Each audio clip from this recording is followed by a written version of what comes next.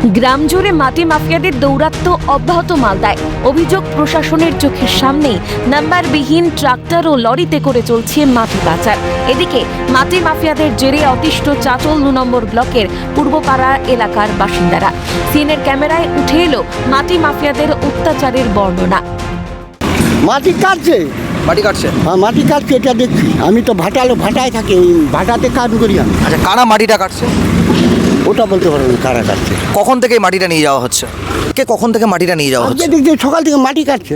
সকাল থেকে মাটি হ্যাঁ হ্যাঁ, আজকে দেখছি সকাল থেকে মাটি কাটছে।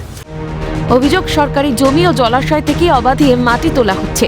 শুধু তাই নয়, চাষের জমি থেকেও মাটি কেটে পাচার হচ্ছে বিহারে।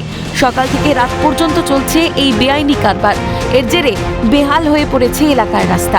ভারী যান চলাচলে পিচ উঠে তৈরি হয়েছে ছোট বড় গর্ত, যার জেরে ঝুঁকি নিয়ে চলাচল করতে হচ্ছে নিত্যযাত্রীদের। প্রশাসনের ভূমিকা নিয়ে ক্ষোভে ফুঁসছেন এলাকাবাসী। অভিযোগ উঠেছে, ভূমি সংস্কার দপ্তরের একাংশের মদতেই দিনের আলোয় চলছে মাটি চুরি। এটা তো আজকের সমস্যা নয়, এটা দীর্ঘদিনের সমস্যা।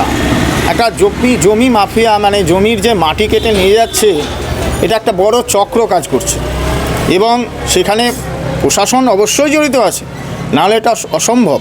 এটার একটা বিহিত করা উচিত, কিন্তু মনে হয় কিছু হবে না। মাটির রাস্তা দেখুন, একেবারে মাটির রাস্তা কার্যত বলতে গেলে দুর্বিষহ হয়ে উঠেছে।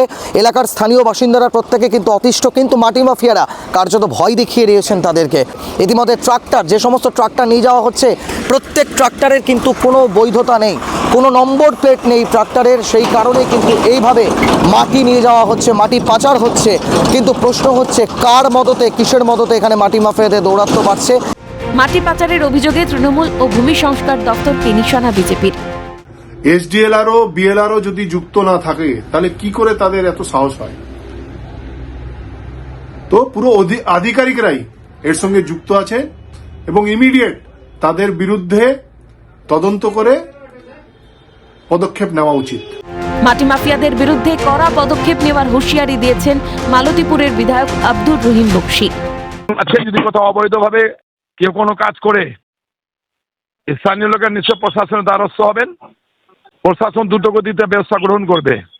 আমি আপনাদের মাধ্যমে জানতে পারলাম, আমিও খোঁজ খবর নিচ্ছি, যদি এর ধরনের কোনো অবৈধ কাজ হয়ে থাকে তাহলে তার ফোন করা হলো, তিনি ফোন ধরলেন না কেন?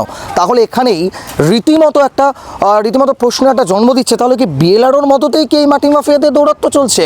আজকে ছুটির দিনে কিভাবে মাটি মাফিয়ারা এভাবে মাটি কাটতে পারে, এই প্রশ্নই কিন্তু উঠছে। মালদা থেকে অভিষেক সাহা।